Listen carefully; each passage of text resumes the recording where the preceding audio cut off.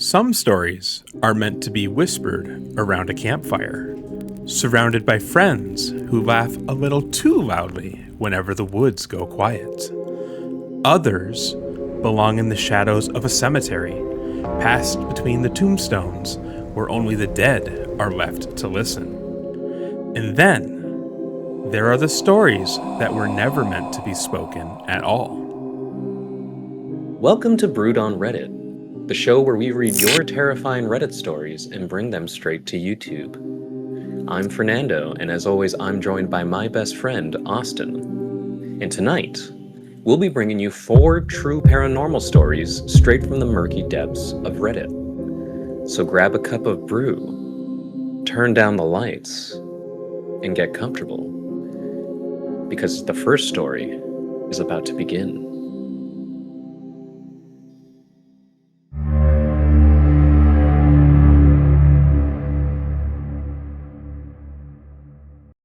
My grandfather saw his dead neighbor waving at him. This is a story my grandfather told me from when he was young. It happened in Poland sometime in the 1960s or 1970s. His family lived on a farm in the middle of nowhere. To get there, you had to leave the main road, drive a few kilometers on a smaller road, then turn again and continue for several more kilometers on a dirt road through fields. For that time, especially under communism, his family had quite a lot of land to work. About 200 meters away from their house was the farm of their closest neighbors. Because the area was so remote, the two families had a very warm and friendly relationship. Everyone knew each other, people visited often, and they would regularly meet while working in the fields. I do not know the exact time of year, but it was during harvest season, because my grandfather was working a lot on the fields back then. At that time, hardly anyone had a tractor or proper means of transport. But somewhere in the village, there was a Soviet van. A bukanka. What? A bukanka. Sometimes, the driver would give my grandfather a ride to the village or back from the fields.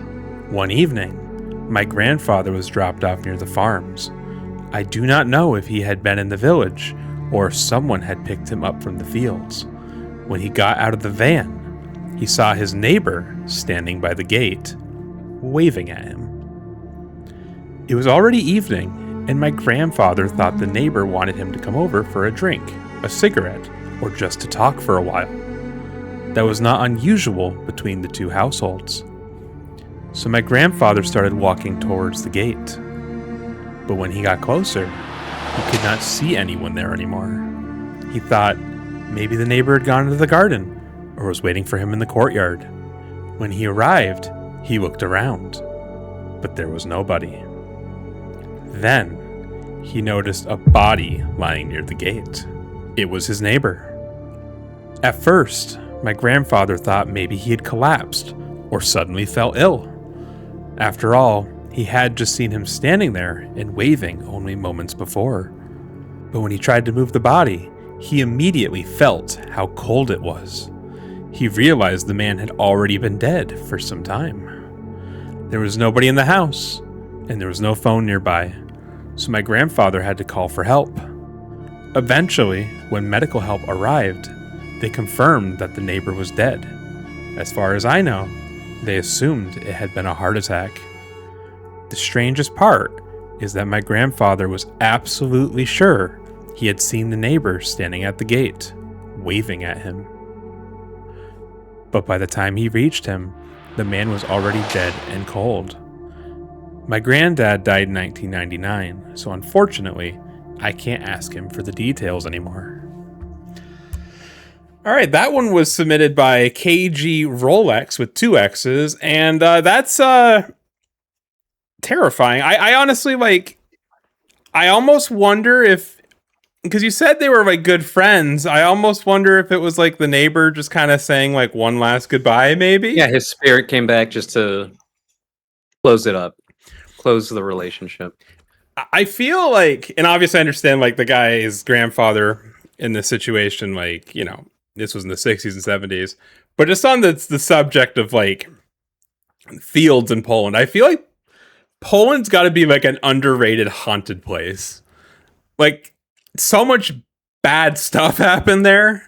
Yeah, I feel like Poland's got to be like a hotbed for like haunted stuff. Unfortunately, over here we typically get like stories about, our haunted stories come from the United States or the UK. We don't really get many haunted stories. Like, we're not really told many haunted stories from other places outside of, those two countries, really. I don't know. I mean, I'm sure there's a bunch of Eastern European ghost stories that we just don't know because maybe like it hasn't been translated. That's true. I don't know. That's How many Eastern Europeans do you know in your life? I know a couple, but not many. And I don't know how many how many ghost stories they have for me. Um, but yeah, no, I like it's just like a spooky image, like guys like waving at you, and then all of a sudden you get over there and it's just gone, and you're like, oh, that's weird. And then you look It down, is just weird. dead guy, and it's like, oh shit. That must have been terrifying. And unfortunately back then, like, as you probably have seen by this point, I've put a bunch of like visuals and stuff. I actually had to like look up what a like an ambulance looked like back then in Poland, and they did have them, but they were sporadic. You're better off probably having someone drive you to the doctors at that point instead of waiting for an ambulance to come get you. But Yeah, I ended up watching like, and I know the Baltics aren't Poland, but it was the Baltic Film Festival in Boston. And I think the movie was like from the 1980s. Mhm. Baltic movie about car. Yep. So it was called I'm gonna butcher this pronunciation, but it's a 1981 Latvian comedy, and it's called Limousines Janu Naks Krasa. I don't know, You know what but it that is? translates to limousine of the color of St. John's Night, and it's this movie where like I guess there used to be a lottery system back in like I think it was the USSR technically still like Mhm. but like not everyone had a car. It was still like in the 80s Right? and Yeah, of stuff. course. It was horse and carriage. Like, as So this I guy just assume like mentioned. Poland was no different. And so like to get a car was very rare. And Well, yeah, in this story, he mentioned like there was a Soviet van. Um, I don't think. Unfortunately, I keep saying he. I don't think I actually know. Like, they they. We'll go with they. Um, they mentioned that there was a Soviet van called a Bukanka. I think that's what it's how you pronounce it. Um, Bukanka. so that van clearly meant a lot in this community. It was kind of everything. It got you to the fields. Otherwise, you were probably walking. I don't know how like viable like horses were at this time, but I'm sure unfortunately, depending on where you lived in Poland at this time, um, wealth might not have been easy to come by. So you're kind of like working your land. You're kind of being hit hard by taxes or whatever they call them, and just trying to survive, I guess. But it Trying is to kind of survive. it is sweet though. I mean, I guess it's like true, in every situation where um you definitely do create the strongest bonds during adversity, and these two households clearly were very, very close together. So it's sad. It is a sad and a very creepy story. But on one end, it's also, depending how you, interpret this, I think it's kind of a sweet, like, Goodbye. saying goodbye, to a really good friend. So Yeah. that's how I'm going to perceive it. Because I always try to find, like, I know we do scary stories, but I like to, Austin's always trying to find the silver lining and prove that ghosts don't exist. I like happy things, okay? Weirdly. Okay, I like happy things, but I also like spooky things. But no, great story. Loved it. Thank you again, KG Rolex with 2 X's. If you got more stories, send them our way.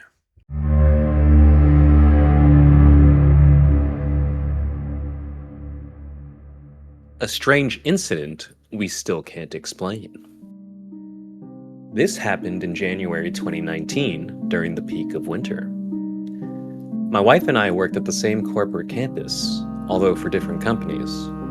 Our shift usually started at 12 p.m. and ended around 10 p.m. We would travel together every day.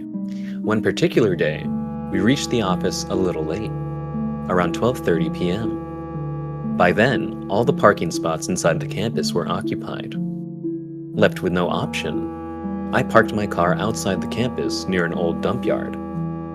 As we got out of the car, we noticed several badly damaged vehicles lying there, most likely from accidents. One car especially caught our attention. It looked like it had arrived very recently. The front was completely crushed, and what appeared to be bloodstains were still visible inside. It was an unsettling sight, but we ignored it and headed to work. After finishing our shift, we returned around 11:30 p.m. It was a cold winter night, covered in dense fog. The roads were nearly deserted, and the atmosphere felt unusually eerie. As soon as we got into the car, both of us noticed a strange smell inside. It wasn't something we had ever smelled before. What did you smell, Fernando? Probably you ripping one, I don't know. It turns out like one person ripped. Maybe they left some leftover food in the car and forgot about it. I once did that with Chinese food, and it was quite pungent. That sounds like a nightmare. Yeah, it was. Still ate it though. Still good. Still ate it. I started driving, trying not to think much about it. But a few minutes later, something unexpected happened.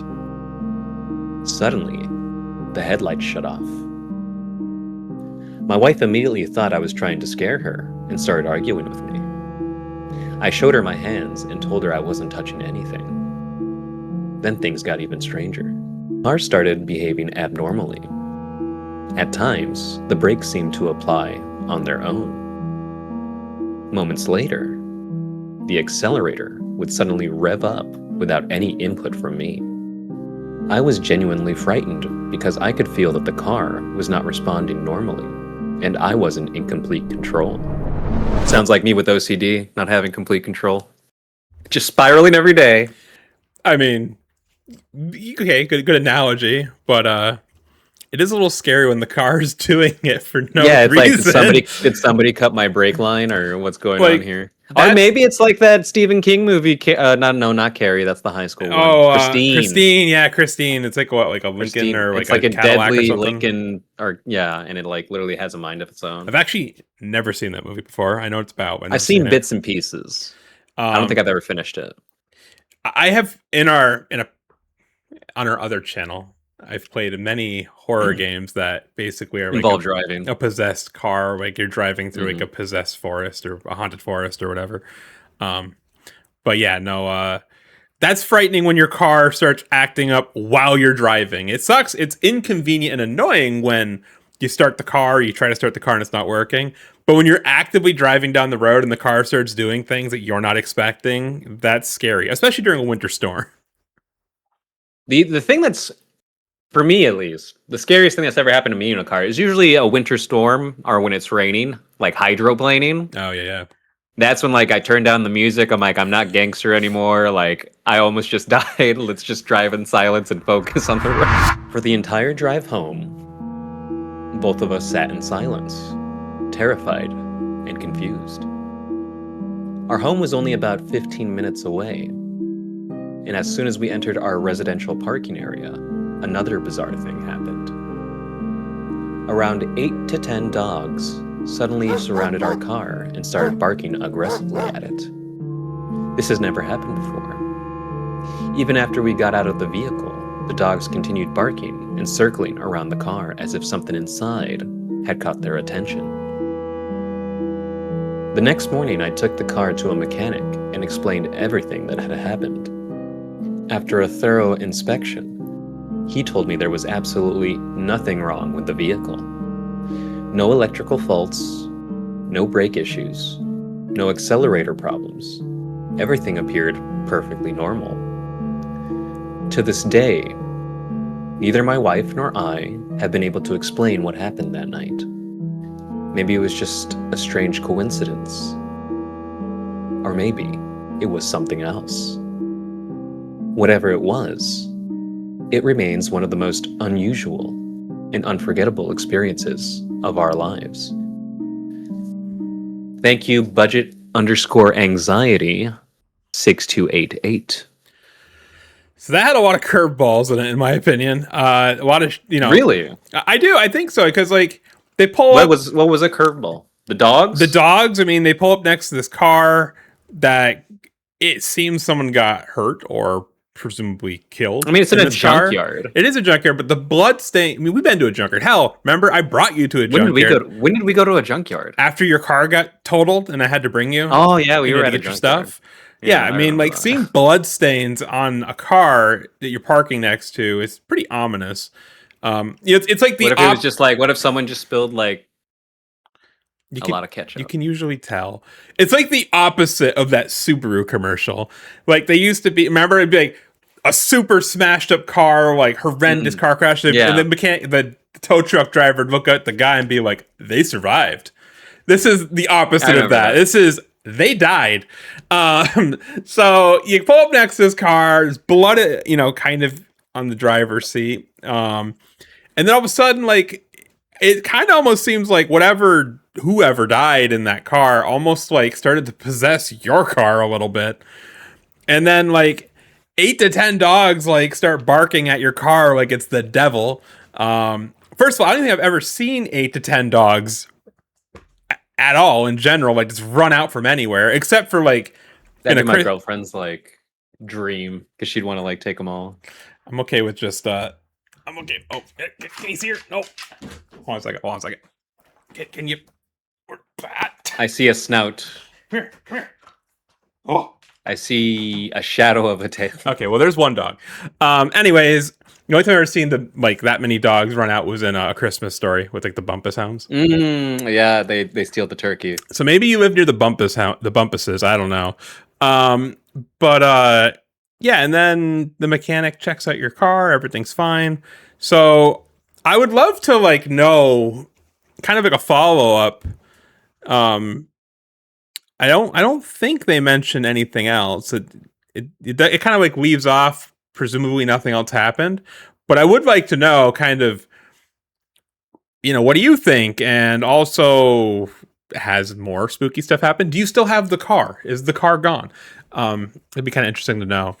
But yeah, no, that's kind of freaky. I'm also interested, like, when I pictured you saying you guys work at like a campus, I kind of picture, I won't say the name of where I work and where Fernando used to work, but me and Fernando used to work together at a tech campus, and there's no like. I guess it was a campus. There's no junkyard, you know what I mean, with like smashed cars right next to it. So it's just kind of interesting. Usually these tech campuses try to be kind of like, nicer. I mean, maybe they're at a little community college campus. I don't know. Could be. Totally could be. Could be.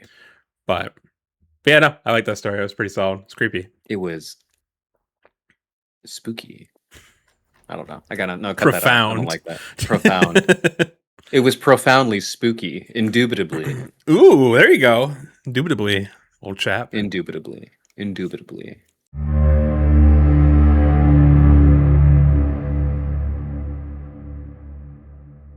Story number 3. I accidentally became the ghost haunting my own apartment building. A few months ago, people in my apartment building started talking about a ghost. It started with small things. Someone would hear footsteps in the hallway at 3 a.m. Another person claimed they saw a shadow standing near the stairwell before it disappeared. One neighbor swore they heard someone whisper, "Hello," when nobody was there. The rumors spread fast. The funny part is that I knew exactly what was happening. I work night shifts and usually get home around 3 a.m. To avoid waking my roommates, I'd quietly take the stairs instead of the elevator. I also have a habit of talking to myself when I'm tired. I talk to myself all the time. I don't know what that means about me, but I talk to myself all the freaking time. I was crazy. Yeah. I just internalize it all. I am my own therapist. Take that as you No, will. that's why you're still fucked up. One night, while carrying groceries, I dropped a bag. An elderly neighbor opened her door just as I bent down to pick everything up. The hallway light flickered at the exact moment. She screamed, I panicked, and I sprinted up the stairs. The next morning, the building's WhatsApp group exploded. Apparently, she had seen a dark figure crouching in the hallway that vanished when the lights flickered. The ghost stories got crazier every week. Someone posted blurry CCTV screenshots. Another person claimed the ghost only appeared after midnight. A third person said it was probably the spirit of a former tenant. I stayed quiet because honestly, it was hilarious. Then, management announced they were installing extra security cameras because residents felt unsafe. At that point, I felt guilty and admitted everything. Nobody believed me. Even after I explained the late night shifts, the stairs, the dropped groceries, and the flickering lights, several neighbors insisted I was covering up the existence of the ghost. One guy actually said, that's exactly what a ghost would want us to think. I mean, he's not wrong. That is exactly what the ghost would want you to think. What benefit do you have for covering for a ghost? The ghost benefits. Is the ghost like paying you money? Are you like? No, he's just not haunting you. You know, he's like he slips you like a little wink. He's like, it's me and you. You keep the ghost stories suppressed, and he doesn't haunt you. He just goes and haunts everybody else. Exactly. It's like a ghost racketeering type deal. Is there extortion in the afterlife? Probably, dude. There's probably crying. There's probably like everything, dude. It just never ends. You know, it'd be the biggest. It never ends. You know, it'd be the worst case scenario in my opinion. Is what that reincarnation is real and we have to do this over again. Well, kind of, I guess, but not that there's nothing after this or whatever else you believe. But it's literally the next world, and it's the next world. But it's the same shit, different day kind of thing. Like, it's identical. The only difference is everyone knows that they're dead. And somehow some assholes still managed to, like, rig everything and keep it going like it is here, basically.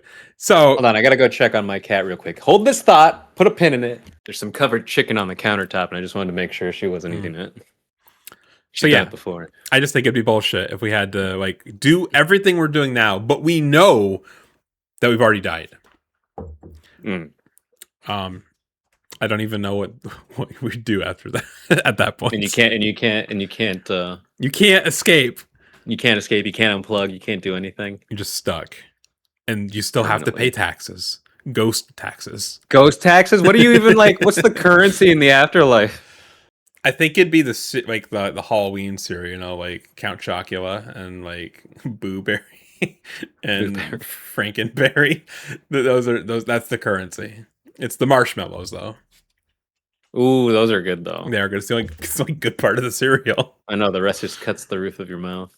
A little off topic. I don't even care, dude. Like, I like Captain Crunch, even though it cuts the roof of your mouth. I love Captain Crunch. Captain Crunch is great. I'd follow that captain to the ends of the sea. I'd follow that man to the depths of hell. Straight to Davy Jones' locker. Isn't that from American Dad, or is that Captain Carhoonch or something? Yeah, like, I was more referring to Big Mouth, like, because Maury's like, oh, he says something like that. Is that a tattoo of Captain Crunch? He's like, yeah, I'd follow that man to the end of the sea or something like that. Yeah, he's like, I think that's what I'm thinking of. Yeah, you're right. To this day, people still talk about the building ghost, and apparently, I'm not the ghost. I'm just the guy who lives on the 3rd floor. That story was brought to us by unknown_user_9801. And I had a fun time with that story. I love that. You are better than me because the fact that you kind of let the story that developed simmer. I would definitely be actively trying to make it like I would be trying to add zest and sizzle like constantly. I'd just be sitting there kind of like You'd probably get arrested or something. I wouldn't hurt anybody. I would just like No, I know, but it's still probably like disturbing the peace or something, inciting a panic. inciting a panic. I wouldn't. I would. I'd find some loopholes and I would just kind of like play it off and have some fun. I would also like. God, maybe I'd pit like neighbor versus neighbor. Big, you know what he said? He's covering for the ghost. Anyways, you handled it very maturely, in my opinion, even though you kind of let it go for a little while. But I mean, you kind of have to. It's kind of funny. I mean, and you gave us a great story out of it. But yeah, no, I do think that's hilarious. And you know what? That is exactly how I would picture like an apartment complex filled with all kinds of complex people, kind of all collectively thinking there's a ghost. How that would go. That's kind of what I would think. It just kind of turns into a silly sitcom almost.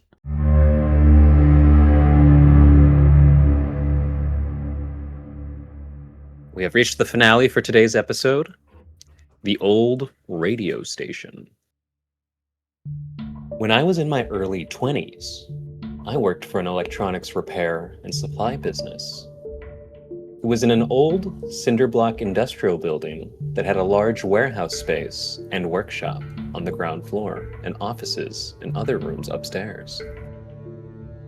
It was kind of a dusty, grimy building with an asphalt parking lot with potholes and cracks, and sat at the end of a dead-end street in a dingy neighborhood of mixed residential and commercial properties. The owner was a middle-aged guy, kind of sloppy, with a graying beard that he had because he couldn't be bothered to shave. His hair grooming philosophy was similar. He was a brilliant guy, but a bit unfocused. He managed to stay in business because he was very talented at what he did, but definitely in spite of his business acumen. The building had a separate suite that had once been an FM radio station. It wasn't part of the business I worked for, but my boss had a set of keys to it, and it had been abandoned for years. There was still a faded, yellowing sign by the door with the station's letters. A lot of the furniture and equipment was still inside. My boss would frequently go to the customer sites to do on-site repairs or to deliver our pickup equipment. So I was there by myself a lot.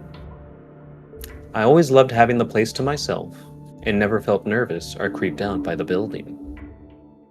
There was a lot of cool stuff there. Old junk that my boss had accumulated over the years, working and non-working. There was also the radio station. We weren't really supposed to go in there, as it wasn't a part of my boss's space, but the landlord would occasionally have him check on it as he lived out of town. Naturally, being curious and fascinated by the lure of an abandoned radio station, I would frequently sneak in when I was unsupervised. I loved the old equipment. There were racks of transmitter equipment, power supplies, cables, some shelves with several large glass vacuum tubes, tape machines, mixers, and racks of tape cartridges. You know, really quick, just to, not monologue, but like, just to like go on a little Were you a tangent super here. villain? You sly dog, you caught me monologue. But I used to like doing that at our old, how did you phrase it? Our old campus, technical campus. Yeah, our old tech campus. Yeah. Tech campus. Like I liked going, like it was a big building and I worked night shift. And so I like to wander the dark halls alone at night with my AirPods in, just kind of like exploring a little bit. A little creepy, honestly. It is. But It I liked honestly it. is a creepy facility at night. It really is. Night. When it gets dark, Everything's it's creepy. dark. There's abandoned office spaces and rooms with just like abandoned equipment. Like, and it's weird, but a little part of me misses it. It's like, I don't know how to explain this. It's kind of a dumb way to put it, I feel, but it's like cozy creepy almost. I don't know how to explain that, but very liminal, spacey, very backroomsy. It feels. And then all of a good, sudden, though, you get like you could walk almost a mile and see nobody. In this campus. And then you'd see like two guys looking at the roof, and you're like, "Is everything okay?" And they're like, "Yeah, there's a raccoon in the roof." Raccoon, squirrel, shadow man, whatever. There's always something on the roof. There's always something there. So since we kind of stopped for a second, one thing I kind of wanted to note too is, so I could be wrong You about. usually are. I'm never wrong. I have like a 95% chance, like That's why you're success the rate. worst therapist. Anyway, fun fact: I actually did once upon a time. I wanted to become a psychologist. Dead serious. You would have been awful at it. Anyways, speaking of radio station, and it's been forever since we've not forever. I feel like we're supposed to mention it at least once. We have to mention my mom almost like every episode for some reason. I mean, your mom's like literally like our day one number one I know. supporter. I love her. She's and I am Mexican. She out of context, it's really weird, but I am very Mexican. Anyways, she used to work allegedly. She used to work at a radio station. I didn't know that. Yep. She was actually a DJ.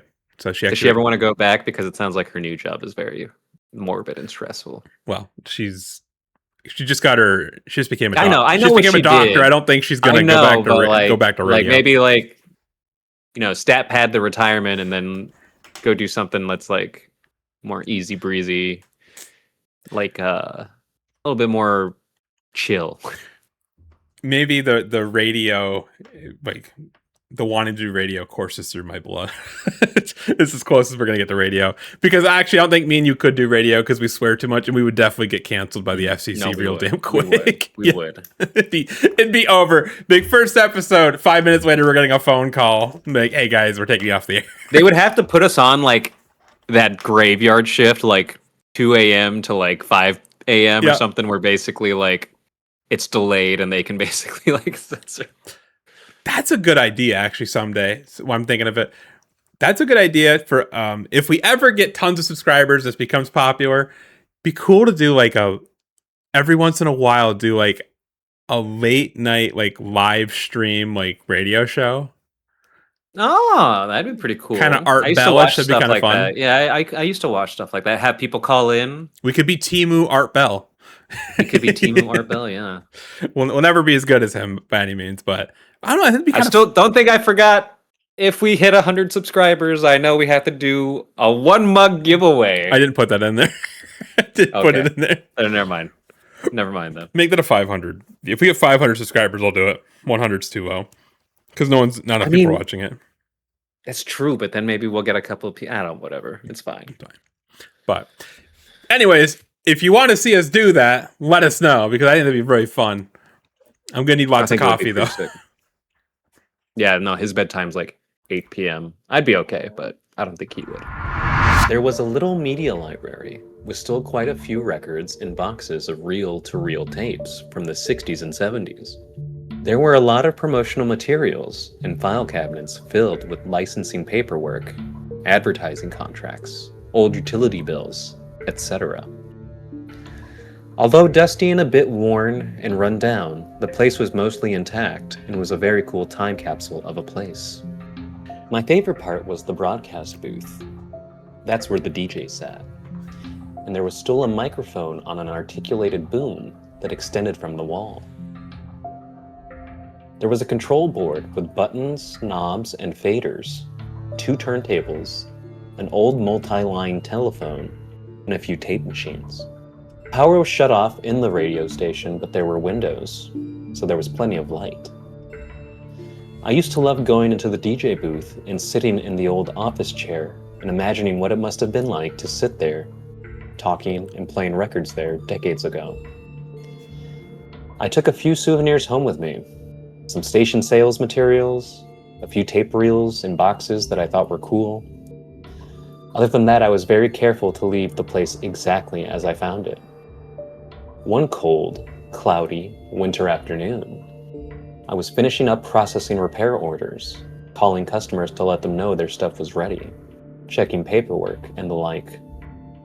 My boss left to deliver a repair return and asked me to lock up and turn out the lights when I was done.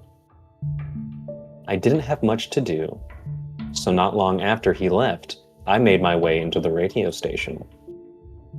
It was a cold, damp day. It was late afternoon and it was starting to get dark.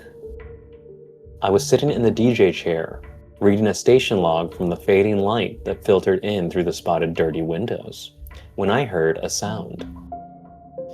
It kind of sounded like a door closing, so my first thought was that my boss had come back and was looking for me. I quickly jumped up and walked out of the booth and into the office entryway area. But no one was there, and the door to the outside was closed. As I stood there, puzzling over what had made that noise, I heard a sharp, loud pop from the equipment room, which was down a short hallway and through a door.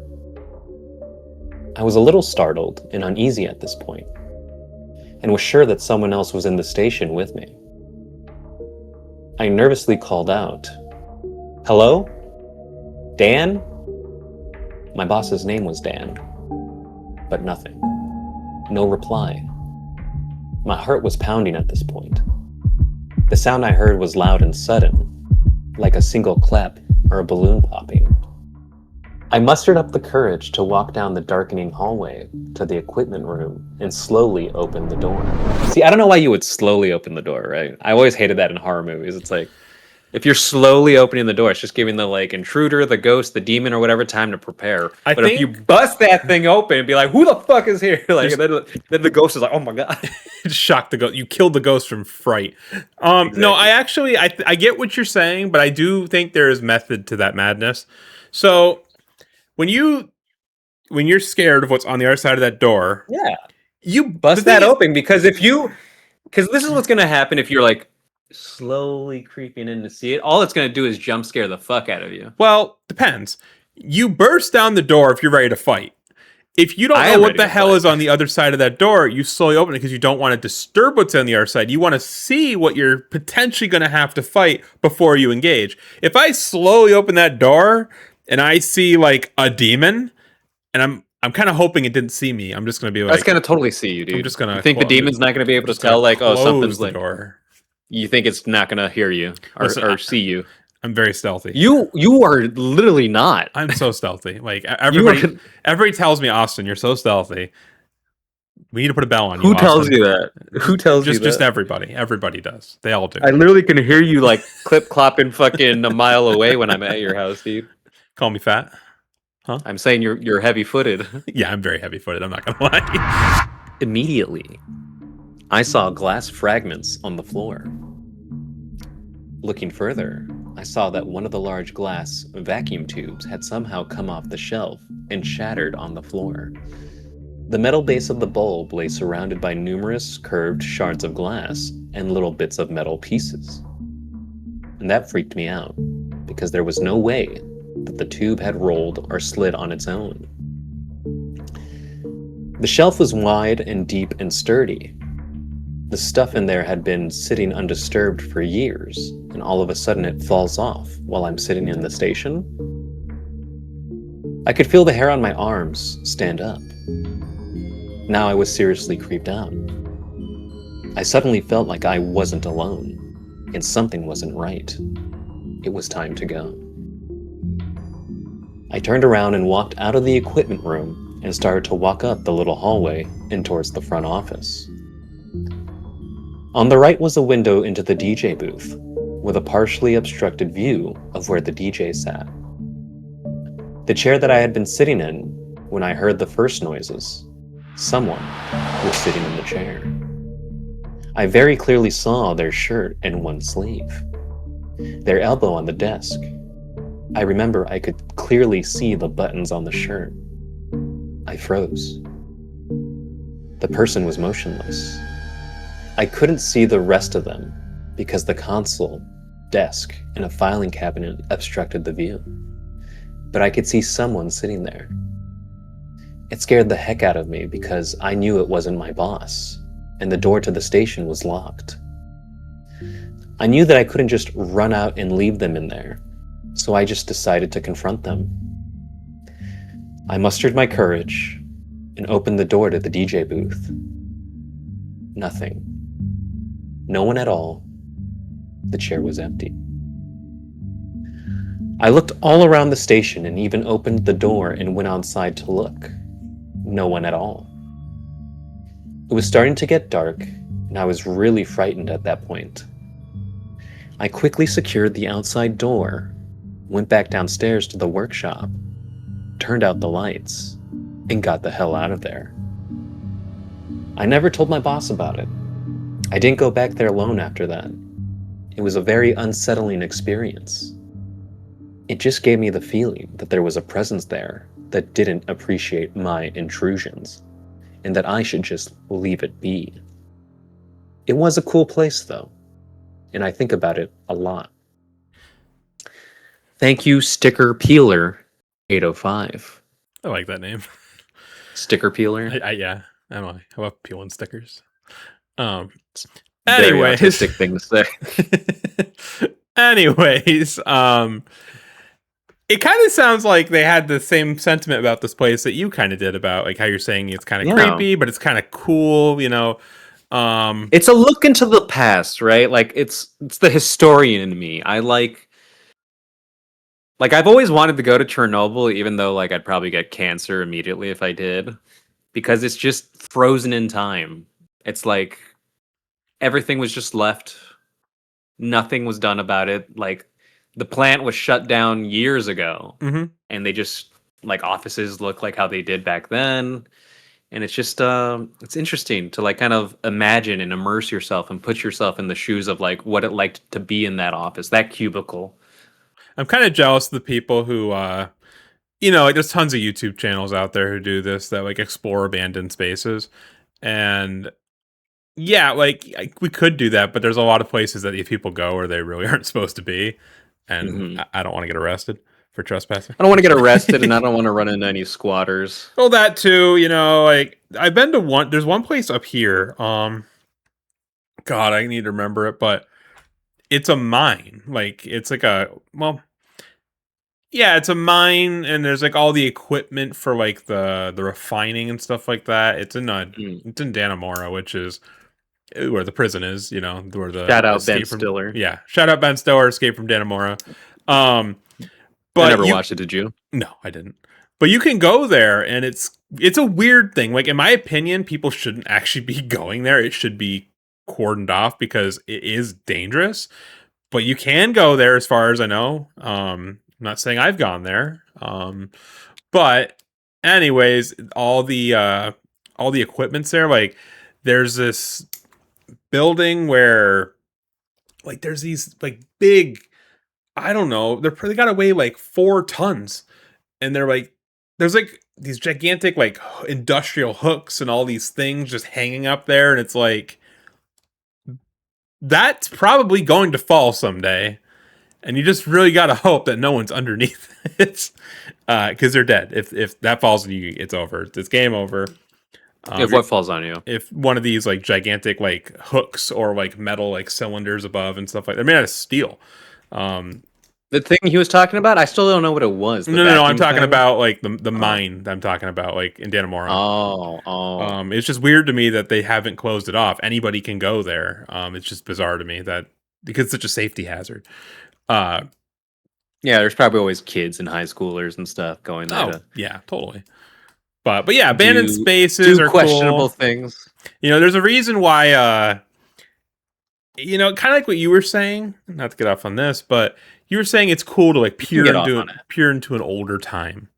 And I think that's the reason why you have liminal spaces, you know, trending on YouTube. You have the Backrooms movie, obviously. I'm gonna watch that. Even though I haven't seen it, I want to see it. But even though the Backrooms is scary, I think a lot of liminal stuff just makes you like remember the good times, you know, almost.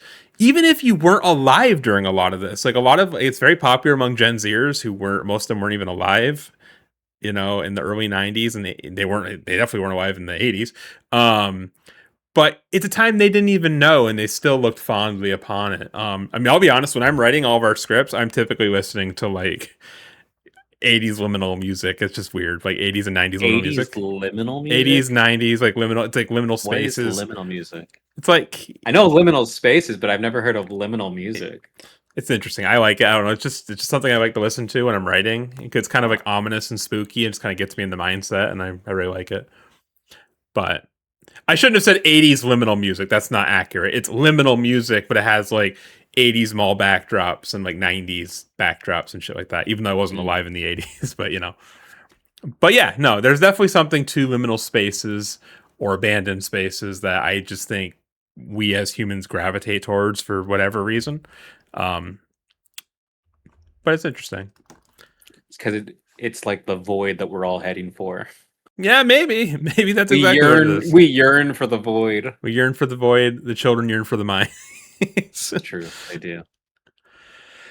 But those are the 4 stories for tonight. What'd you think of them? I like the last one a lot. I thought he did it really well. Like, he wrote it really well, and I liked it. Built a lot of tension. It reminded me of where I used to work, so kind of brought fond memories. But all the stories were good. Everyone that contributes, we're always very appreciative of everything. We are, because we couldn't do this without you. Like, it's honestly true. Yeah, it's very huge that you allow us to use your stories, and we always try to do them justice. Sticker peel or apologies for like stopping the story so much, but that just means you're invoking so much stuff that we're thinking about. Yeah, I mean, it's a good thing. Like, I promise you. I stopped to basically talk about, like, dang, this reminds me of where I used to work, and good times. And yeah, that's how it was. Good times. I guess normally we always slide one of our stories into here. And I guess might as well. It's a good time to slide one of these stories. It's short and sweet. It's nothing special. It really has no payoff, I guess. But I mean, nothing you do is special. Wow, dickhead. At this tech campus that me and Fernando used to work at, we had a coworker named Katie. I think Fernando might have been gone by this time. No, I remember Katie. No, like this moment, I mean. We were walking through the hallway, and it was like, I think it was like 6 p.m. And it was in the middle of the winter, so it was just getting dark. I think you might have told me this story. And we're walking, and all of a sudden, me and her heard the most loudest, blood-curdling scream come. We don't even know where it came from. And we were in like one of the glass walkways, like in between buildings, there's these glass walkways. And by 6 o'clock, all the offices and stuff, it's a bunch of 9-to-5ers. They're all gone. Like, there's no one there except for us. And me and her like look at each other, kind of like, did you hear that? And it was so creepy because every office near us was pitch black. Everyone was locked up. They locked up their offices and everything like that. There was no one, and we were just kind of like, okay, we're done. We're getting out of there. So I don't know what the hell it was. You didn't go investigate? Hell no. I mean, we did a little bit, but just like a casual. Austin, you go check the basement. Katie and I will investigate. Pretty much, yeah. So yeah, that was kind of creepy. Also, kind of another story about that. It was a sister facility, so this is not us, but it was the technically part of our project. New York. Yeah, it was the one over in New York. So apparently, so when you were working nights for a while, I never worked nights. No, but you did, like for like 2 weeks or whatever. I never worked nights there. Oh, you mean it? Oh no, I different one. Yeah. Sorry, no. Okay. This is before I ever worked at this place. Before we ever worked at that place. It's at a facility. It's actually shut down now. But it was 2 girls, 1 guy on a shift, and these 2 girls were walking around the hallways like you had mentioned that you would do. And was there a cup? Would you stop? I'm sorry. I don't know. It's the goof juice. Anyways, he knew they were walking around, and the dumbass had brought a scream mask and a fake knife. I think he told me that. Knife, and he jumped them in the hallway at night. Were they good friends or not really? No, they ran away, and they called the police before he could be like, I was just kidding. They just bolted, and he got fired. It's like, don't do that, you friggin' idiot. I think what really fucked him there was the knife. Yeah, it was like, stupid. If it was just the mask, don't do that. Don't do it. First of all, make sure you're like close with the people, and don't do it at work. Yeah, don't do it at work. Yeah, but that's crazy. What place was that? Was that the old folks' home? No, it was over in New York. It was our old job. Well, your Oh, old it was job. still that job. Yeah, but different group. Not our group. It was the one that starts with an F or the one that starts with M? F. Oh. But Did Jaden tell you that story, or did you hear that story? Jaden told me that story. Yeah, I think I remember that. But that's enough spooky stories, I guess, from our old place of work. I don't have any more, I don't think. I'm sure some will pop in as soon as we end recording, but it's okay. I'll bring them up later. But all right, that was the fourth episode of Brewed on Reddit. And overall, I'm pretty happy. I'm happy with it. I think our energy was better. Yeah, definitely. There's going to be illustrations in this, as you will definitely have noticed. Let me know how you like them. I do want to just make one last note before we sign off. Let us know if you hate them. Yeah, I might hate them. Let us know if you hate them. Let us know if you've seen something like it anywhere before, somewhere on the internet. The intro will probably be the highest quality because over the past week I've kind of learned like how to do like some digital design stuff, and the intro, when I was doing the intro, a lot of stuff finally clicked. So the intro probably looked a lot better than a lot of the other stuff, but I promise going forward, the quality of the intro is what I aspire to have the whole thing be. So it's just a trial run. I've never done this before, so please just give me some slack. He is a doctor, though. So if you need any medical advice, just ask him. I'm not a doctor. Thank you for admitting that. I do want to become a doctor, so you have to call me doctor on this podcast. Yeah, and then I'll go to you with every medical question. I'm not. I wouldn't be a and then medical I'll doctor. sue you. I'll sue you for medical malpractice. It'd be a PhD, not an MD. Yeah, I'm still suing you. And you go to school for another 1.5 years to get that. I'm not doing that. All right, that's it. That's all I got. Thanks for hanging out. Thanks for visiting. Thanks for stopping by. Yeah, please like and subscribe. We're almost at 100 subscribers. It would be really nice to hit that soon. Yeah, drop some comments. Yeah. It'll help the old algorithm. Yep. Any engagement helps the algorithm. Even if you dislike the video, just dislike it. Just so you know, if you dislike the video, it still helps us. Just letting you know. Yeah. But everyone, I'll talk to you later. I'll talk to you soon, Fernando. Mm-hmm. And keep sipping the strange and remember to stay spooky. See you later. Bye, everyone.